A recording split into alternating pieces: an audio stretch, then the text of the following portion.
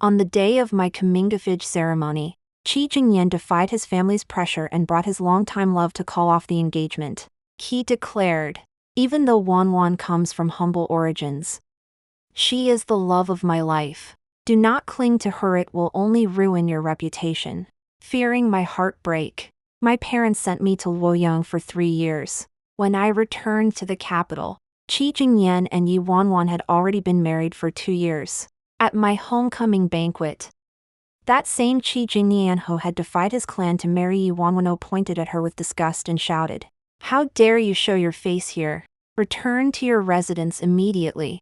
Upon learning of my return, my confidant Yu Luoshua planned a grand welcome banquet. As a royal princess and my longtime friend, when Jingnian annulled our betrothal years ago, she was the first to speak out for me. So my carriage didn't even stop at my own doorstep, it drove straight into the princess' residence. Yu Luoshua took my hand, examining me closely, yet asked with lingering concern, "Qingli, the Marquis of Wuan has only one son, Jingnian.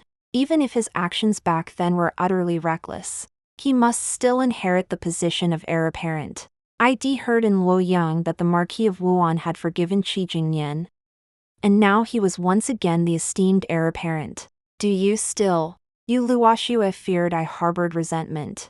With the border regions unsettled in recent years and the emperor relying on the Marquis of Wuan to quell unrest, continuing my feud with Jingnian was hardly wise. I smiled and shook my head. I no longer cared.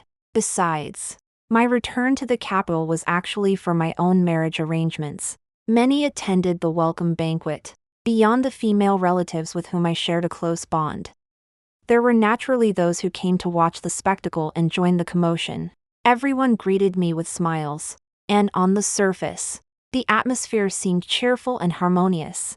Halfway through the banquet, an announcement sounded from the doorway. It was none other than the Marquis of Wan's heir, Jingnian, who had arrived. The room instantly fell silent, all eyes turning to me. I sipped my tea expressionlessly, glancing at Jingnian as he stepped into the hall. He shook the snow from his shoulders, and immediately a maid approached to remove his cloak. Lifting his head, his cold, clear eyes met mine. For a moment, we both seemed dazed.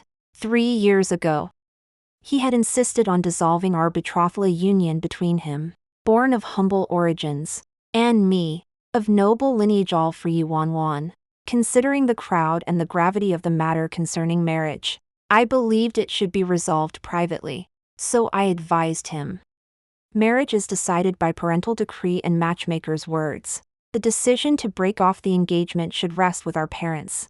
Yi Wanwan, nestled in Jingnian's embrace, interjected, "Why must you humiliate an orphan like me, sister? You're merely using your parents as an excuse to keep us apart." Yi Wanwan had lost both parents and lived under her brother and sister-in-law's care. As a commoner, even the county magistrate's daughter could look down on her. Her dream of entering the Marquis household was nothing short of delusional.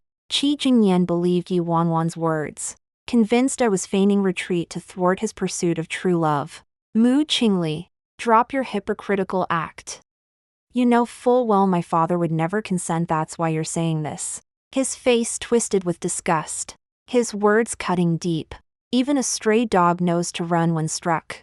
"Mu Qingli, how shameless can you be? Must I spell it out plainly? Though Wanwan comes from humble origins, she is my one true love. Don't think your noble birth entitles you to such haughty airs." Still unsatisfied, he shot me a cold, mocking glance. "And you call yourself a lady of noble birth? This clingy, affected behavior of yours is more like that of a courtesan from a brothel." Those few words sparked a tremendous uproar. They also severed the long-standing friendship between the Marquis of Wan's household and my grand tutor's mansion completely. That day, he ruined my coming-of-age ceremony, turning me into a laughingstock throughout the entire capital. The Marquis of Wuan personally wielded the punishment rod, pinned Jingnian to the ground, and administered 20 lashes in full view of the crowd to vent my anger. Jingnian was beaten until his skin split open. Yet he gritted his teeth and uttered not a sound. Only the hatred in his eyes seemed capable of reducing me to ashes. Clearly, I was the one who should have been filled with hatred. In the end, it was Yi Wanwan who knelt at my feet. Weeping, it was Wanwan's fault. Wanwan is willing to leave young Master Nian. From this day forward, Wanwan will never again appear before you to offend your eyes. I beg Miss Mu to be magnanimous and spare young Master Nian. She was always adept at such tactics. Back then, Shed appeared on the highway in a pitifully delicate white gown. The galloping horse couldn't halt in time. And Qi Jingnian, the hero, rescued the damsel in distress, sweeping her slender frame into his arms. She gazed at him dreamily, tears streaming down her cheeks. Before she could utter a word, she fainted. I could see a faint smile beneath the tears on her pale face. She always used this pitiable act to torment me, biting back the bitterness in my heart. I maintained the dignity of a noble lady and bowed to the Marquis of Wuan. Qingli knows she is beneath the Marquis of Wuan's estate. I wish to grant the young master the freedom to seek his true love. Ultimately, my parents decided to dissolve my betrothal to Qi Jingnian, not wanting our families to become mortal enemies over this. And remembering our past affection, I brought healing herbs to visit Qi Jingnian. He lay disheveled on his bed. When he looked at me, his eyes held a satisfied, unrestrained joy. Mu Qingli, I'll give you credit for knowing when to back down. Had you troubled Wanwan back then, I would have pursued you to the bitter end. Such humiliation, our childhood friendship was torn to shreds. My magnanimity and decorum preserved the Grand Tutor's household honor. Yet my own reputation suffered irreparable damage because of Qi Jingnian. His sycophantic followers even placed wagers on when I would lose face and beg to reinstate the betrothal. I withdrew from all gatherings, secluding myself indoors. Even spring outings and my sister's birthday celebrations went unattended. My parents watched this with heartbreaking sorrow, fearing I'd succumb to depression. They sent me to my maternal grandparents' home in Luoyang.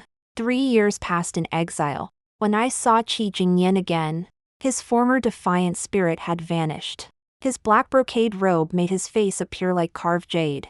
He bore little resemblance to the burly Marquis of Wuan, but rather to the late Marquis' wife. I too had once been captivated by his handsomeness, smugly pleased by our betrothal. But now, after all these years, the scenery remains while the people have changed. Qi Jingnian paused under my gaze, a smile creeping onto his brow. He strode toward me. I turned to look at Yu Luoxue. Her expression was equally grim. The banquet invitation had never reached the Marquis of Wan's residence. Arriving uninvited was, after all, a slight breach of etiquette. Qi Jingnian first bowed to Yu Luoxue, then asked me in an intimate tone, "Why didn't you say a word about your return? I could have come to meet you at the city gates." The capital was buried in snow these past days. The roads were treacherous. His tone of complaint felt like a return to the past. Before any third person had ever entered our lives, I narrowed my eyes, a faint irritation stirring within me. Qi Jingnian couldn't possibly be unaware of how crucial a woman's reputation was. A woman whose betrothal was broken off, even if she bore no fault, would face the world's censure and ridicule. Now, he was pretending as if nothing had ever happened. How could I not question his motives? Seeing my prolonged silence, Qi Jingnian gave a bitter smile and spoke plainly. "I was too young and reckless back then. I hurt you. It was all my fault. That's why I have the audacity to come here today, seeking only your forgiveness." He waved his hand, and the attendant who had followed him promptly presented a pair of Eastern pearls. These Eastern pearls were a special imperial reward for the Marquis of Wan's meritorious service in quelling the rebellion. Using them as a gift was undeniably a precious gesture. Qi Jingnian held the pearls, his eyes brimming with hope. "Qingli, we grew up together as childhood sweethearts. After all these years of affection, you'll forgive me, won't you?" I glanced around. Whispers began to stir among the crowd. Young nobles eager to curry favor with the Marquis of Wuan rose to speak. "Miss Mu is no petty person. Your Highness, you worry too much. Prince Qi excels in both scholarship and martial arts. unmatched in the capital. That he would lower himself to seek reconciliation. Miss Mu must surely be appeased. 3 years have passed. Let bygones be bygones. Please forgive our prince magnanimously. Miss Mu. Amidst the chorus of agreement. Qi Jingnian's lips curved upward. My gaze swept over each person speaking for him. Back then, it was these very faces mocking me for having my betrothal annulled, ridiculing my grand tutor's household for failing to raise a proper daughter. Even betting ID tearfully stormed the Marquis of Wan's residence. Now, they dare advise me to be magnanimous. Why should I be magnanimous? Why should I forgive? Suppressing the rage boiling within, I forced a dazzling smile under Qi Jingnian's expectant gaze. Thank you for your concern. Your Highness, I hear you and Miss Yu Wanwan have been happily married for 2 years now. Fulfilling your wishes. I never sent you a wedding gift back then. So please take these pearls back. Consider them borrowed flowers offered to Buddha. Qi Jingnian's smile froze on his face. At the mention of Yi Wanwan's name, he instinctively turned his head away. His breathing growing heavier. His visibly uncomfortable reaction caught me off guard. She was the girl he cherished above all else. For Yi Wanwan, Qi Jingnian had ruined his reputation, lost his allies, and even defied his own family. So why did he now seem so reluctant to speak of her?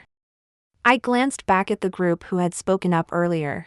They had all awkwardly returned to their seats, wearing expressions that were neither smiles nor frowns. Yu Luoxue waved her hand, signaling a maid to escort Qi Jingnian to an empty seat. He silently raised his cup and downed it in one gulp. Yu Luoxue snorted coldly. If only you'd known then what you know now. I didn't respond. Qi Jingnian had long faded from my world. Wasn't worth my attention. My girlfriends and I turned to chatting about Luoyang. Though not as opulent as the capital, it offered more freedom and the vibrant energy of everyday life. There was no curfew at night. The east and west markets bustled all evening under bright lanterns. As I recounted these tales with a smile, Qi Jingnian listened intently before suddenly interjecting. The southern feng shui truly nurtures one. Qingli seems even more radiant and lively than before. Back when we were together, you always carried yourself like a proper young lady, making people want to tease you. The unabashed flirtation in his words caused the lively atmosphere to freeze once more. Under the speculative gazes of the others, Qi Jingnian seemed oblivious to his own behavior, continuing to reminisce. One spring outing. Your kite got caught in my family's tree. You could have reached it by standing on tiptoe. Yet you came crying to me. The crowd's gaze shifted between me and Qi Jingnian. I lifted my eyes to meet Qi Jingnian's smiling gaze. I gave a cold twitch of my lips, dismissing those bygone days with disdain. Truthfully, I scarcely recall such antiquated matters. Should the crown prince fancy kite flying, he might accompany his consort on an outing to launch kites and exchange heartfelt confidences. Why did the crown prince leave his consort behind today? The man who insisted on attending my comingafage ceremony now keeps her hidden after their grand wedding, fearing she might be stolen away. After speaking, I covered my mouth and giggled softly, then turned to ask Yu Luoxue, what does the wife of the Marquis of Wuan look like now? 3 years ago, she captivated the young master so completely he'd risk everything for her.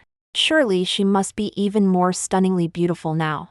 Qi Jingnian's previously gentle gaze instantly turned icy, silencing everyone around him. But how could Princess Yu Luoxue, of noble birth, be intimidated? She delighted in seeing Qi Jingnian flustered. She's absolutely stunning.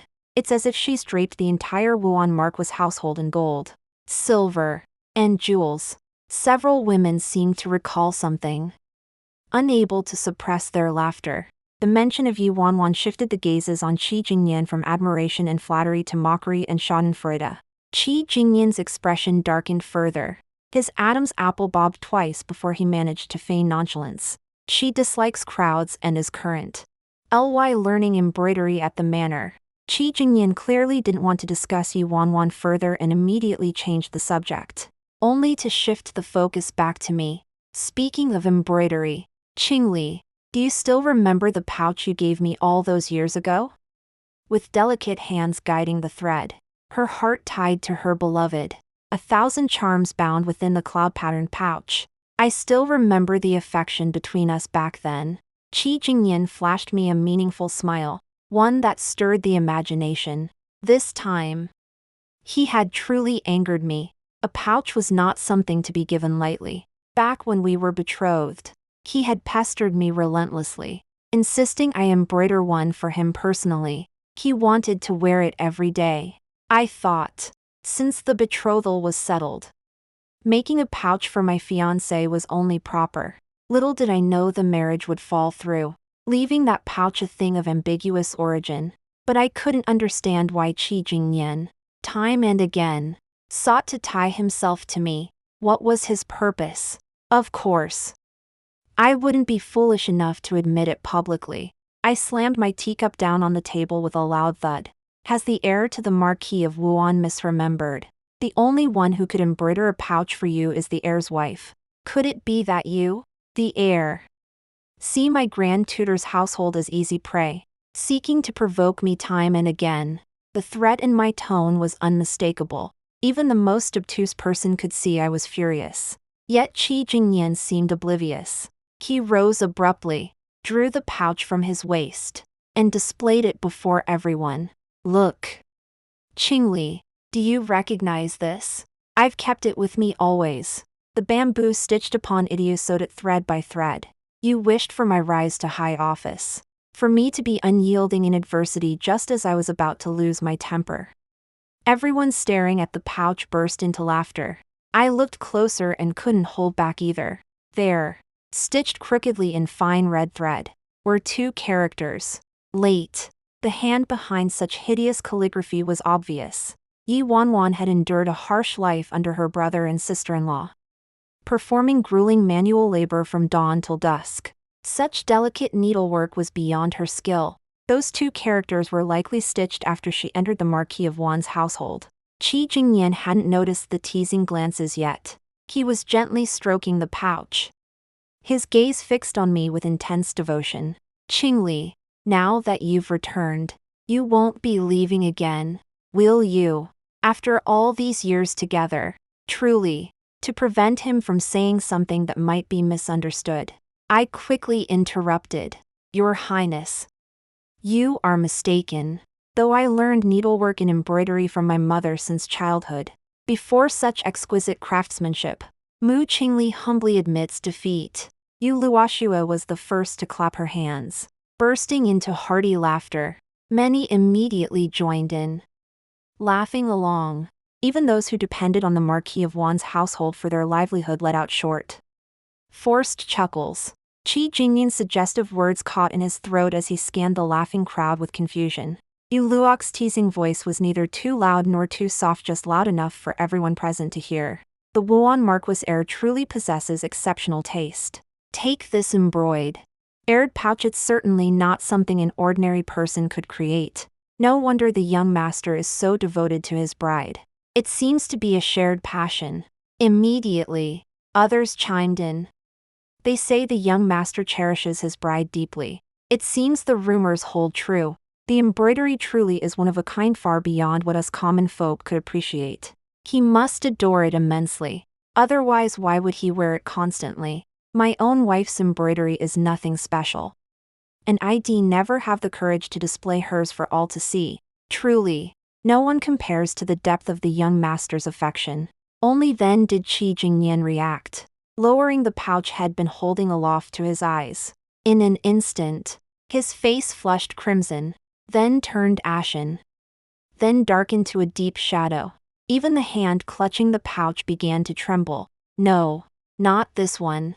The one I always wear at my waist is clearly. Jingnian opened his mouth, clutching the pouch, as if to explain. But before he could finish, another servant arrived with news. The wife of the Marquis of Wuan has arrived. Laughter abruptly ceased as all eyes turned toward the doorway. Even I felt a flicker of curiosity. Moments later, a woman resplendent in jewels and finery entered, supported by her maidservants. Yi Wanwan's head was adorned with a profusion of jeweled gold hairpins. In the sunlight, They sparkled so brightly it was almost blinding. One might have thought a Buddha statue had escaped from the imperial temple. I turned to look at Luoxue beside me and finally understood why her laughter had been so peculiar earlier. Born into humble origins, suddenly cloaked in opulence, she seemed determined to drape every possible garment and ornament upon herself. The moment Yi Wanwan entered, she scanned the room. Her gaze settled on my face. For a split second, she appeared dazed, then suddenly fixed me with a fierce glare. As if facing a formidable enemy, Yi Wanwan had changed so drastically, I nearly failed to recognize her. Truthfully, this wasn't my first encounter with her as a hero rescuing a damsel in distress. The first time I saw her, Jingnian and I were seated on a painted boat, preparing to cruise the lake. Yi Wanwan boarded the boat carrying freshly picked flowers to sell. Her clothes were tattered, her hair braided into 2 pigtails. Her face was small, yet her eyes were startlingly large. Back then, years of labor had imbued her with an aura of pure simplicity. Perhaps stepping onto such an ornate pleasure boat for the first time, she kept her head bowed, nervously clutching her flower basket. Her large eyes brimmed with timidity as she cautiously scanned the lavish interior with her peripheral vision. Resembling some kind of pitiful little creature, several playboy scions from prominent families swarmed around Yi Wanwan. They teased her relentlessly from head to toe, utterly heedless of her distress. Finally, unable to bear it, I shooed those spoiled brats away, tears streaming down her face. Yi Wanwan thanked me gratefully, but her gratitude wasn't directed at might was for Jingnian. Standing beside me, tall and graceful like a jade tree, facing the flower girl's gratitude, Jingnian waved it off indifferently and pulled me away. As we walked farther and farther, I glanced back to see her still waiting there. Later, Yi Wanwan somehow discovered Jingnian's identity. She began lurking daily at places where Jingnian might appear. Whenever he stepped out, he was sure to encounter Yi Wanwan holding bouquets of flowers. Alas, as the crown prince, Jingnian scarcely noticed the plain flower-picking girl in coarse hemp robes. Time and again, he passed by Yi Wanwan. Her large eyes, following his receding figure, grew increasingly dim. Naive as I was, I dismissed Yi Wanwan's vigil as the infatuation of a lovesick maiden, something that would surely fade in days. I scarcely paid her any mind, for Yi Wanwan was too ordinary. Her background made her utterly unworthy of being my rival. Yet, against all odds, this lowly-born girl captured Prince Jingnian's favor through her extraordinary qualities. Rescuing a damsel in distress always stirred the blood of young men. In the end, Prince Jingnian carried the unconscious Yi Wanwan into the Wuan Marquis mansion. 3 years have passed. Yi Wanwan's cheeks are rosy, her figure full, and those large eyes no longer hold the timidity of before. Yet her limited horizons prevent her from fitting into the circle of aristocratic ladies. Yi Wanwan took 2 steps forward, the hairpins and ornaments on her head jingling softly. The weight of the heavy headdress made her shoulders tremble. Luoxue whispered a low chuckle in my ear. She made such a spectacle of herself at the imperial consort's birthday banquet last time too. This time she's decked out even more than then, clearly showing off just for you. I curved my lips slightly, my gaze settling on Jingnian. He had already crumpled the silk pouch in his hand beyond recognition. His gaze toward Yi Wanwan brimmed with disgust and fury. Yi Wanwan dared not meet Jingnian's eyes. She jangled the gold and jade ornaments clinging to her body, then stiffly curtsied to Luoxue before turning to me with a strained smile. "Sister, you're back. It's been ages since we last met. Please come visit me at the Wuan Marquis mansion sometime." At the mention of the Marquis of Wan's residence, a flicker of smug satisfaction crossed Yi Wanwan's large eyes. Observing the woman before me, the last vestiges of my irritation dissolved completely. Such a lowly creature truly wasn't worth my lingering resentment.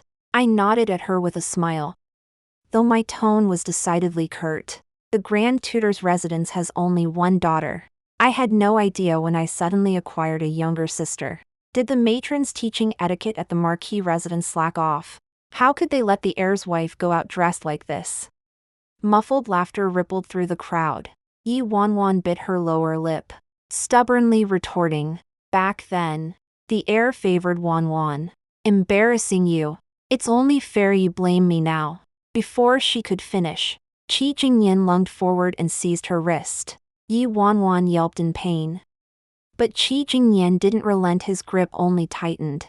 Veins bulged on his temples as he struggled to suppress his rage, a stark contrast to the composed restraint head displayed upon entering. "What are you doing here? I told you to stay put at the Marquis residence." Yi Wanwan was too pained to speak, tears welling in her eyes. I coldly intervened. "This banquet was arranged for me by the princess. Whether you wish to flex your authority or discipline your wife, Prince Qi should return to the Marquis residence." Qi Jingnian immediately released Yi Wanwan and apologized to me. But Yi Wanwan showed no gratitude. She shot me a glare before gently tugging at Qi Jingnian's sleeve, her tone dripping with flattery. "I heard Sister Mu has returned. And you're here to welcome her." Coincidentally, fresh pomegranates arrived from the hot spring estate this morning. "I thought you might all like to try them." She held up a simple little basket like a prized treasure, its plainness starkly contrasting with her dazzling attire. "My brother says pomegranates symbolize fertility and blessings. He wants us to hurry up and produce a little heir." At the mention of little heir, Yi Wanwan shot me another glance and lifted her chin. But her triumph was short-lived. Qi Jingnian snatched the basket from her grasp and slammed it hard onto the floor. Several pomegranates rolled across the ground with a clatter. A few people couldn't help but laugh. What sort of status did the heir to the Marquis of Wuan hold? Yet his heiress wife carried a basket of pomegranates, treating them like precious treasures to share with everyone. Clearly, such unbecoming behavior had likely played out many times during the 3 years I'd been away. For Qi Jingnian, image was now the last thing on his mind as he erupted in a torrent of curses. "I told you not to leave the estate today. Are you deaf? Why did you come out and embarrass me like this?" Yi Wanwan seemed utterly confused about her wrongdoing, clutching the hem of her skirt in panic. She desperately tried to defend herself. I heard the banquet allowed couples to attend together. I recalled that after the Marquis of Wan's wife passed away, he never remarried. The estate was managed by the matron who had been part of the late Marquis's dowry. The cleanliness of the estate's inner quarters was one reason my parents had agreed to marry me to Qi Jingnian. Now, it seemed Yi Wanwan was the one managing the household. Had no one taught her how to behave? As the crowd's blatant scorn and ridicule rained down on Yi Wanwan, I instinctively glanced at Qi Jingnian. He remained utterly indifferent to her embarrassment and shrinking posture, as if the one being mocked wasn't the woman had fought so hard to marry. The look in his eyes now was pure impatience and disgust. Qi Jingnian's face darkened. He flung Yi Wanwan's hand away and strode toward the door.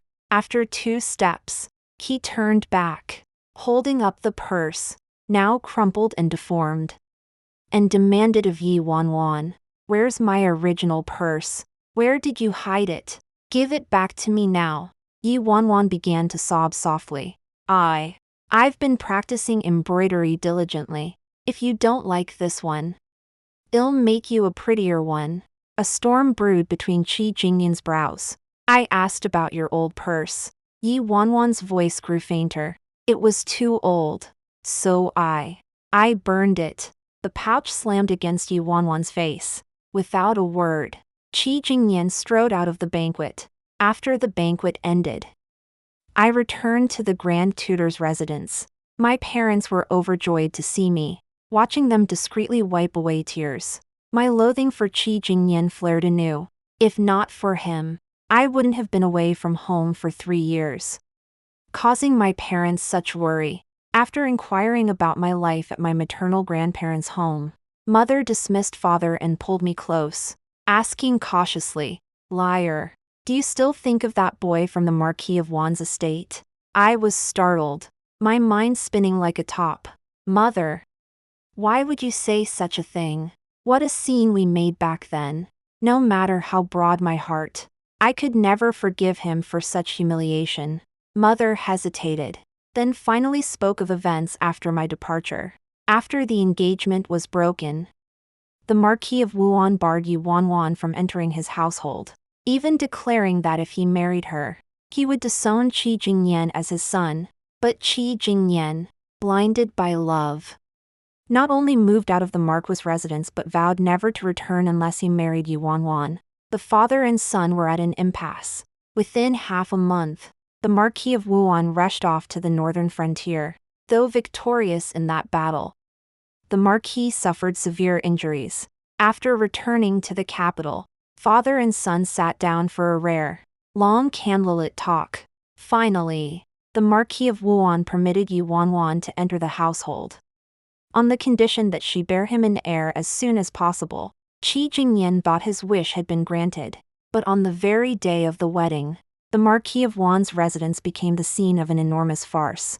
At this point, even the impeccably well-mannered mother couldn't help but reveal a look of schadenfreude upon learning that Yi Wanwan had married into a prestigious family. Her brother and sister-in-law brought several nephews and a large crowd of other relatives to the Marquis of Wuan's residence for the wedding feast. Before the wedding ceremony could even begin, Yi Wanwan's brother and sister-in-law started clamoring for an increase in the dowry. Qi Jingnian had spared Yi Wanwan no expense in the dowry. He had even given her a jade bracelet, a prized heirloom from the late Marchioness. Renowned for its exceptional water quality, the Marquis of Wuan had promised to present the Yi family with a 3-courtyard mansion and an additional 1,000 taels of silver after the ceremony. Yet the greedy siblings still found it insufficient, fearing the Marquis might renege after the ceremony. Thus, before all the guests, they threw themselves on the floor, rolling and screaming. The wedding of the Marquis of Wuan's heir attracted only high-ranking officials and nobles. None had ever witnessed such a scene. The youngest daughter of the Vice Minister of Revenue was so terrified she suffered a heart attack and fainted on the spot. Chaos erupted throughout He venue. But it didn't end there. The Yi siblings then produced the spirit tablets of Yi Wanwan's deceased parents, demanding Qi Jingnian kneel and kowtow. You married into the Yi family, you are now their son-in-law. Isn't it only natural to pay respects to your deceased in-laws? Qi Jingnian never imagined that a man of his noble birth would be forced to kneel before commoners. He refused to submit. In a fit of rage, he struck the spirit tablets to the ground, shattering them into pieces. The Yi family's elder brother and sister-in-law, along with their relatives, erupted in fury. They began to clamor, accusing the Marquis household of outrageous arrogance and threatening to take the matter to the magistrate's office. Yi Wanwan's elder brother pointed at Qi Jingnian and shouted, "You're just like my Wanwan, an orphan. How dare you think yourself nobler than us? Come on, let's go to the magistrate and settle this fairly." Yi Wanwan stood there helplessly. She had never witnessed such a scene before and could only weep. Years of harsh treatment from her brother and sister-in-law had ingrained fear deep within her heart. Even after marrying the crown prince, she dared not resist. The Marquis of Wuan was so enraged that his old injuries flared up, causing him to cough up blood. The Marquis of Wuan's household was utterly disgraced, becoming the laughingstock of the entire capital. Some even brought up my comingafage ceremony from years past, all sighing with regret. If only he had married the daughter of the Grand Tutor's household, would things have ended like this?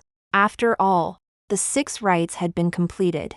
Yi Wanwan was now formally married into the Marquis household, fulfilling Qi Jingnian's wish. But soon after, her brother and sister-in-law, emboldened by their connection to the Marquis of Wuan, began bullying men and women, swindling others, and treating everyone with utter contempt. It was said that in the first year of their marriage, Qi Jingnian had to clean up countless messes for the Yi family. Yi Wanwan's elder brother, caught up in showing off, was targeted by swindlers at the gambling house. In a single night, he gambled away everything, even pawning his wife and children as stakes. Her sister-in-law, greedy for wealth, exploited Qi Jingnian's reputation to lend money at usurious rates, driving many to destitution. Distant relatives, meanwhile, borrowed money indiscriminately. When the accounts were settled at year's end, the debts had ballooned to several times the Marquis's annual expenses. If only the Yi family had caused trouble, Qi Jingnian might have endured it for Yi Wanwan's sake. But Yi Wanwan proved equally hopeless, useless in every way. She demanded control over the marquis the moment she entered. She used the same tactics on Lady Bai, the dowry maid of the marquis. That shed once used on me, playing the victim, framing others, feigning innocence. How could that matron not recognize such petty tricks? Yet Jingnian's blind favoritism and refusal to see the truth left by Liaonying utterly disillusioned, choosing to protect herself. She feigned illness and retired. Mother sighed deeply. Yi Wanwan accused by Liaonying of stealing her hairpin. She had the old woman seized and ordered 100 lashes across her face. Bai Liaonying had served the Marquis' household for years. After the Marquis passed, she devoted herself to managing the estate. She'd never been treated this way before. When she sought justice from the heir, Jingnian ordered another 100 lashes, with the Marquis of Wuan stationed at the military camp and Bai Mam gone. Yi Wanwan, backed by Jingnian, became the mistress of the mansion. Yet she knew nothing of managing a household, let alone one as vast as the Marquis' estate. No one dared cross the crown prince's wife. So naturally no one taught her how to navigate courtly society or handle the estate's affairs. Take the imperial consort's birthday banquet last time. That wife of the Qi family heir truly made a complete fool of herself. First, she mistook the 5th princess, born to the imperial consort, for a palace maid, scolding the princess for dressing too seductively and trying to lure men. Then she got the congratulatory gift for the imperial consort wrong, presenting the silk brocade meant for the Lin family's matriarch instead. Had it not been for the Marquis of Wan's distinguished military service, Yi Wanwan likely wouldn't have left the palace that day.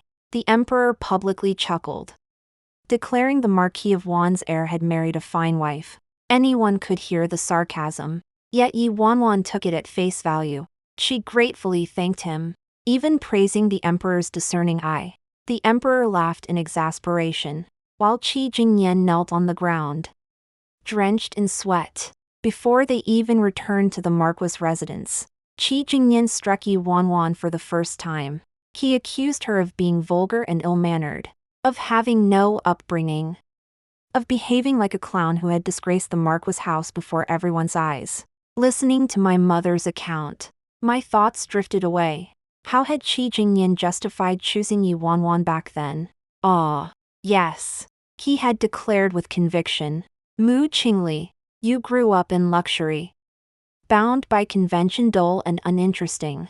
But Wanwan is different. She's like a lotus rising from the mud, untainted, even born into hardship. She remains resilient and dazzling.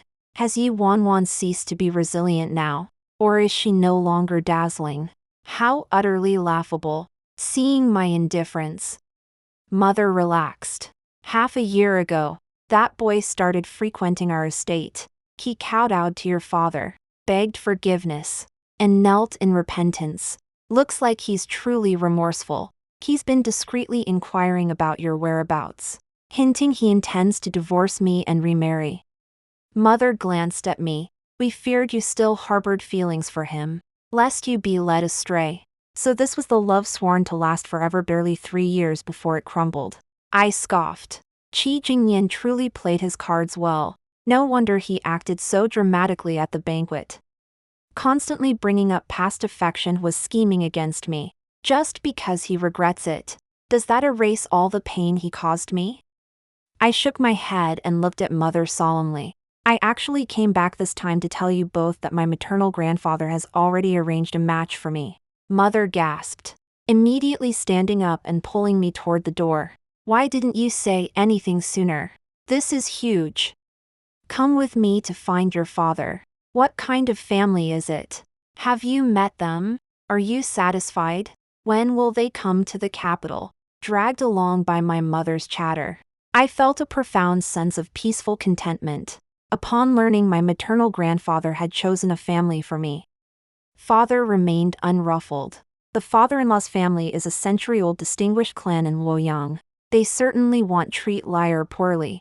I whispered a name in my father's ear. His mountain-like composure instantly crumbled. He jumped 3 feet high, his speech stuttering. This won't do. even if their ages match. But the generational gap. Mother, however, lit up, clapping her hands with delight. Indeed an excellent match. Have you met him? Are you pleased with him? My face flushed slightly as I gave a faint nod. Li Chingzhao was the late emperor's youngest son, a full 30 years younger than the current sovereign. After the late emperor's passing, he brought his mother, consort Yun, to his fiefdom in Luoyang. During my early days in Luoyang, my cousin, fearing I might miss home, often took me to lively temple fairs. Just as we were enjoying ourselves, I spotted a group of young nobles surrounding a solitary figure. The youth stood aloof and cold, straight as a mountain cypress, seemingly indifferent to the world, perhaps freed from the constraints of the capital. I too shed my usual propriety and reserve. The moment one of the ruffians placed his hand on the youth's shoulder, I lunged forward and flung him aside with a sharp slap. I stood protectively before the youth. I warn you, don't think numbers give you the right to bully others. Everyone froze, staring at me as if I were a monster. The youth's eyes widened with shock, tinged with an inexplicable emotion. Only later did I learn that man was none other than Prince Fu. Li Chingzhao. The man I struck was also a prominent young master from a distinguished Luoyang family. My fierce reputation quietly spread among Luoyang's aristocratic circles. At the start of the year, Li Chingzhao came of age, and Empress Dowager Yun began arranging his marriage. After several matchmaking meetings, Li Chingzhao refused to agree to any of them. Empress Dowager Yun grew annoyed and demanded to know what kind of bride he desired. Li Chingzhao blushed and confessed he had set his sights on the granddaughter of the Zhou family of Riyang. The Empress Dowager was overjoyed and immediately sent matchmakers to their home. Li Chingzhao and I were arranged to meet several times. He stood beneath a tree, unable to meet my gaze. If you strike them, you must not strike me. I nodded hastily, acknowledging my rashness. Knowing he was the Prince of Fu, how could I possibly lay a hand on him? Yet Li Chingzhao seemed to misinterpret my nod.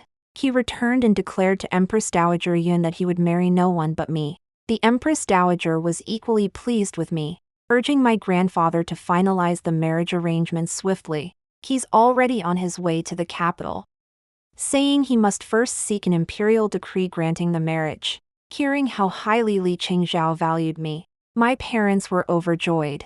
Within days of my return, Jingnian had visited our home several times under various pretexts.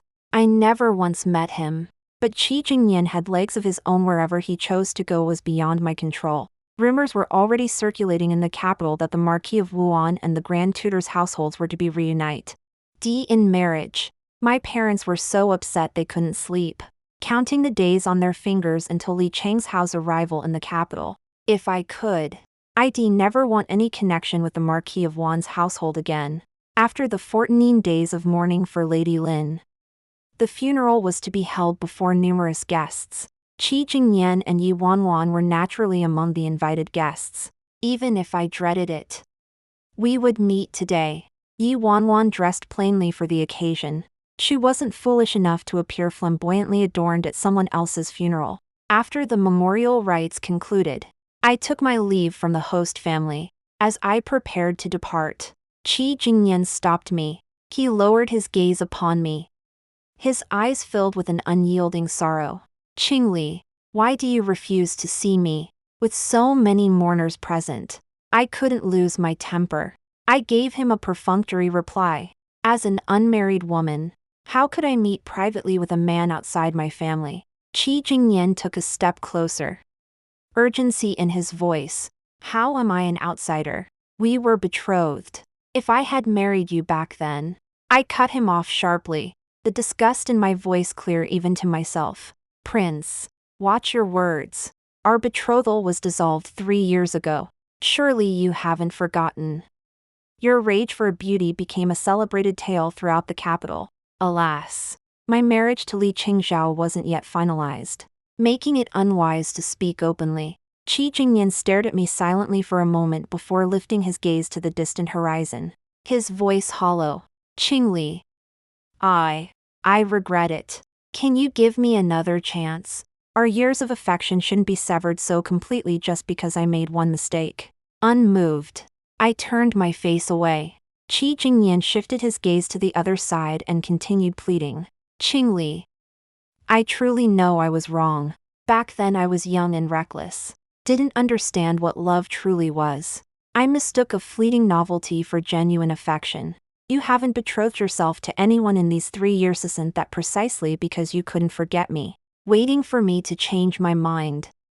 I know you blame me for embarrassing you at your comingafage ceremony. I promise you, they'll give you a grand wedding banquet to make up for all the face you lost that day. A bitter smile spread across his lips, as if he were pouring out all the bitterness of these past years to me. As for Yi Wanwan, don't worry, I've long wanted to divorce her. Ever since she married into the Marquis household, she's turned it upside down. Her relatives come begging for handouts almost daily. Her brother and sister-in-law are nothing but scoundrels. And even she herself has done nothing but bring shame upon this estate. I couldn't bear to listen any longer. Abandoning my plan to leave, I hurried into the crowd, surrounded by guests. No matter how anxious Qi Jingnian was, he couldn't pursue me. He lingered outside the crowd for a moment, reluctant to let me go. Before finally departing, I scanned my surroundings, intending to slip away unnoticed when Yi Wanwan grabbed my arm again. I sighed. Was this never going to end? Her eyes were red-rimmed as she gritted her teeth and demanded, Mu Qingli, you're laughing at me too, aren't you? I may not have your background or your talent, but is that my fault? I just want to live well, to not be bullied, to not be looked down upon. What's wrong with that? She must have caught the mocking curve of my lips, for her voice rose sharply. Yes, I stole your fiancé. But Qi Jingnian was my only way up. You have doting parents and a fortune. Even without Qi Jingnian, you could marry well and stay high and mighty. But me, I only had Qi Jingnian. We were married. Why did you come back? Why didn't you stay in Luoyang? Why did you come back to steal my husband? Her incoherent accusations grated on my nerves. I cut her off. If you're only here to complain about this, then I'll be leaving. Seeing my growing impatience, Yi Wanwan finally regained some composure. She wiped the tears from her face. Her eyes filled with venom. Qi Jingnian said it was my fault you lost face back then. He demanded I come apologize personally and tell you. He'll demote me from wife to concubine and marry you. Marry you. Are you satisfied now? I frowned. You actually agreed. Yi Wanwan's tears fell once more. If I refused, he threatened to divorce me to abandon me completely. I don't want to leave the Marquis estate. I don't want to return to those days of hunger. If my brother and sister-in-law learned I'd been divorced by the Marquis household, they'd surely sell me off. She shuddered, her plea growing more earnest. You may enter the estate. I won't compete with you. Just let me see the young master every day. And don't drive me away. I sighed. Looking at the disheveled Yi Wanwan, you could say she was clever in her own way. She tried to climb the social ladder and did manage to attach herself to Qi Jingnian. But you could also say she wasn't clever at all. If she had married into the Marquis household and humbly sought guidance from Nanny, she might have become a capable mistress of the house. With genuine effort, she could eventually integrate into the capital's social circles. Yet after seizing one chance, she threw away everything. I didn't answer her question. Instead, murmuring softly, you're missing a child. The Marquis estate is vast, it needs an heir. Yi Wanwan's eyes lit up. I knew she understood. In a few days, Li Qingzhao would arrive. The Grand Tutor's residence was decked out in festive decorations, more celebratory than the new year itself. Amidst this joyous atmosphere, Qi Jingnian arrived with the Marquis of Wuan. The Marquis' face was gaunt and weary, his once imposing frame now appearing slightly stooped. I recalled what Yu Luoxua had written in her letter. The Marquis' injuries had worsened, and even the imperial physicians were helpless. Returning to the battlefield was now utterly impossible. The The Marquis of Wuan adopted an exceedingly humble demeanor. The moment he entered, he kicked Qi Jingnian to his knees. Minister Mu. It was all this wayward youth's ignorance back then. I've brought him here to make amends. Without a word, Qi Jingnian pressed his forehead to the ground and banged it 3 times with fierce force. For a man of his pride. This was likely the first time he had ever lowered himself so. The Marquis of Wuan then turned his scrutinizing gaze upon me. Qingli has grown up. I hear your maternal family treats you well, but Luoyang is no match for the capital. Surely your parents wouldn't want you to leave again. After offering a dignified curtsy to the Marquis of Wuan, I said nothing further and stepped back behind my father. The Marquis of Wuan, slightly embarrassed, laughed awkwardly to break the tension. The Grand Tutor's household truly instills excellent manners. I wonder which fortunate family will have the honor of marrying such a fine young lady. My father did not respond, but instead smiled and invited the Marquis to take a seat, launching into a discussion about recent court affairs. 3 cups of tea passed. Yet my father remained engrossed in conversation. But Qi Jingnian, kneeling on the floor, was growing uncomfortable. He shifted restlessly, his hands slowly clenching into fists. Except for ancestral worship, he had never knelt for so long, and embarrassment crept onto his brow. The Marquis of Wuan glanced at his visibly impatient son, then at me, standing quietly behind my father with lowered eyes. He sighed, interrupting my father's lofty discourse. Minister Mu. I have come today with a rather awkward request. Father chuckled. Since it's awkward, perhaps it's best left unsaid. The Marquis of Wuan hadn't anticipated his father would refuse to give him face so bluntly, effectively cutting off his escape route. He had no choice but to press on with his own words. Jingnian truly understands his mistake. After all, it happened so many years ago. Let's just let it go. Qingli is no longer young. Perhaps. He hesitated, struggling to voice the final words before forcing himself to continue. Perhaps we should marry Qingli to Jingnian.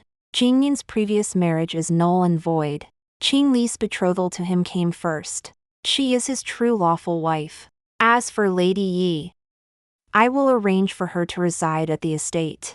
She will never appear before Qingli to cause any disturbance. His father's smile turned icy as he slammed the cup in his hand onto the floor. The Marquis of Wuan is quite the schemer. Is humiliating my Grand Tutor's household once not enough? 3 years ago, my daughter who was perfectly fine had her engagement broken by your son, ruining her reputation. Now you dare come crawling back to ask for her hand. I advise you to abandon this notion. Even if my daughter remains unmarried, my Grand Tutor's household will support her for life.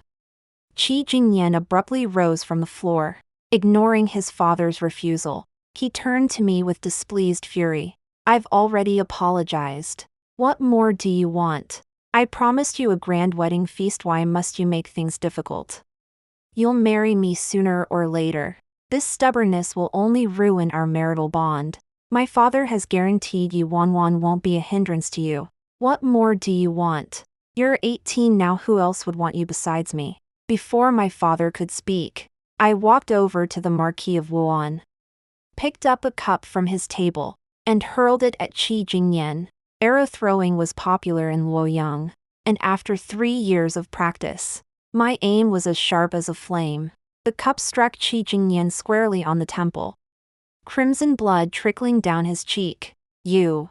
How dare you! A shock filled Qi Jingnian's eyes.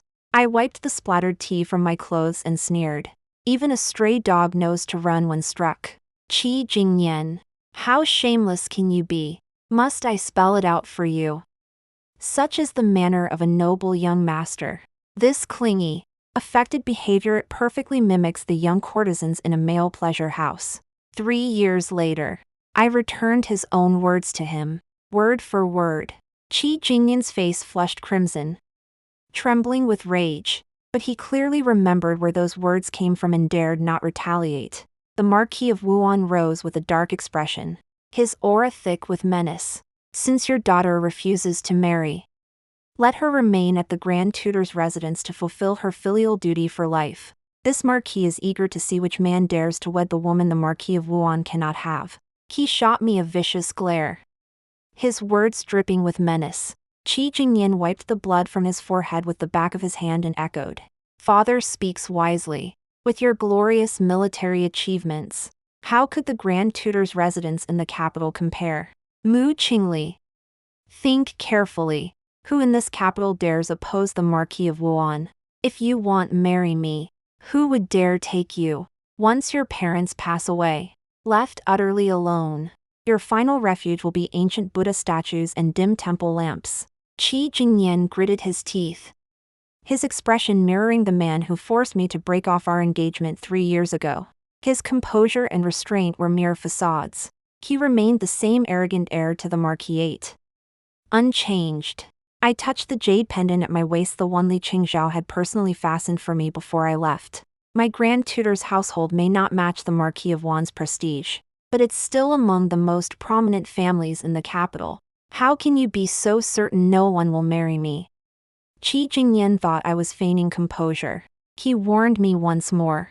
Mu Qingli, since you refuse to recognize kindness, well, see how this plays out. Before his words faded, a resounding voice echoed into every ear. Imperial edict delivered. The chief eunuch entered, bearing the gleaming imperial decree. All present hurried forward, kneeling in a tumultuous heap. The edict proclaimed the emperor's praise for my dignified grace and innate wisdom, declaring me the paragon of noble ladies in the capital. He bestowed upon me a marriage to Prince Fu, Li Qingzhao, to be consummated before year's end. Amidst the stunned gazes of the Marquis of Wuan and his son, the chief eunuch folded the edict and handed it to me, offering congratulations to my father. Minister Mu is truly blessed. Countless eyes coveted the position of princess consort of Fu. Yet it has fallen upon your household. On the day of the wedding, I shall come to partake of the celebratory wine. My father laughed and replied, I dare not accept such praise, slipping a packet of silver into the eunuch's hand, as I carried the imperial decree to the ancestral hall for veneration. Qi Jingnian rushed forward and blocked my path. His gaze was fierce, as if I were some utterly depraved criminal. Prince Fu, when did you begin your illicit affair with him? Well, Mu Qingli, I knew there was a reason you refused to marry me. You already had a new lover. What a clever trick, persuading the Prince of Fu to beg for an imperial edict. I watched his furious expression and let out a soft laugh. Qi Jingnian, you were the one who demanded the marriage be called off 3 years ago. Why should I wait for a man of your word? Your Highness is quite the tyrant. You demand to claim the beauty for yourself, yet forbid me to find another worthy husband. Qi Jingnian roared. Yi Wanwan won't stand between us. For you, I'd divorce her in a heartbeat. But you've been intimate with Prince Fu. How could you do this to me? I nearly laughed in exasperation. What does divorcing Yi Wanwan have to do with me? The day you broke off our engagement, you should have known I'd never marry you again. Qi Jingnian shook his head violently. No. That was just a momentary lapse of judgment. A prodigal son who repents is worth his weight in gold. You care for me, I'll wait for me forever. After dismissing the chief eunuch, father turned back, stroking his beard as he eyed the Marquis of Wuan askance. No one dares marry my daughter. After the new year, when the Marquis of Wuan meets my daughter, he'll likely address her as the princess consort of Fu. Father. Qi Jingnian turned to look at the Marquis of Wuan. His eyes slightly reddened. Didn't you also urge me to divorce Yi Wanwan and seek Mu Qingli's hand? Go see His Majesty. Use your military merits to exchange for an imperial decree, won't you? His Majesty will surely honor your lifetime of military service to the state. He'll revoke the decree for the Prince of Fu and bestow Mu Qingli upon me. Mu Qingli is my betrothed. She can only marry me. Just as the Marquis of Wuan was about to respond, a cold laugh echoed from behind them. The heir apparent of the Marquis of Wuan has quite the nerve, daring to snatch this prince's consort. Li Qingzhao, clad in a jet-black brocade robe, strode gracefully over and came to stand beside me. The jade pendant at his waist was a perfect match for mine. Sunlight spilled over us, a picture of a heavenly made couple. Li Chengzhao paid no heed to Qi Jingnian's resentment nor the Marquis of Wan's restrained apology. He merely lowered his gaze to me and explained softly. My royal brother detained me longer than expected today. I came straight here after leaving the palace. In his pupils, I saw my own reflection so clear, so flawless. I smiled at him, and his eyes instantly filled with starlight. Does Prince Fu know that Mu Qingli is this humble one's betrothed? The reckless Qi Jingnian still hadn't given up. When Li Chengzhao turned to face Qi Jingnian, his usual cold detachment returned. The noble bearing cultivated by the imperial family weighed heavily, making one unable to lift their head. Oh, Qingli is the crown prince's betrothed. Then, is the marriage contract present? Qi Jingnian gritted his teeth but remained silent. Li Chengzhao pressed further. Then is the token of betrothal present? Qi Jingnian opened his mouth but could utter nothing. He had annulled the marriage years ago. Naturally, both the contract and token had been returned. Without a marriage contract or token, you slander a maiden's reputation with empty words. Do you realize the gravity of your crime? The Marquis of Wuan immediately stepped in front of Qi Jingnian, pleading with Prince Fu. It was all my son's nonsense. Please forgive us, Your Highness and Princess. I shall take him away at once and discipline him severely once we return home. He was certainly adept at shifting with the wind, but Li Chengzhao had no intention of letting them off. I overheard the crown prince earlier was he requesting the Marquis of Wuan enter the palace to trade military merits for an imperial decree granting marriage. Yet I heard from His Majesty that the Marquis of Wuan last used his military merits to spare the lives of the crown prince's wife's brother and sister-in-law. The Marquis of Wuan's military merits may not suffice this time. Qi Jingnian's face turned deathly pale. When Yi Wanwan's brother and sister-in-law caused a fatal incident, the Ministry of Justice sought to punish the perpetrators according to law. At that time, Qi Jingnian still harbored feelings for Yi Wanwan.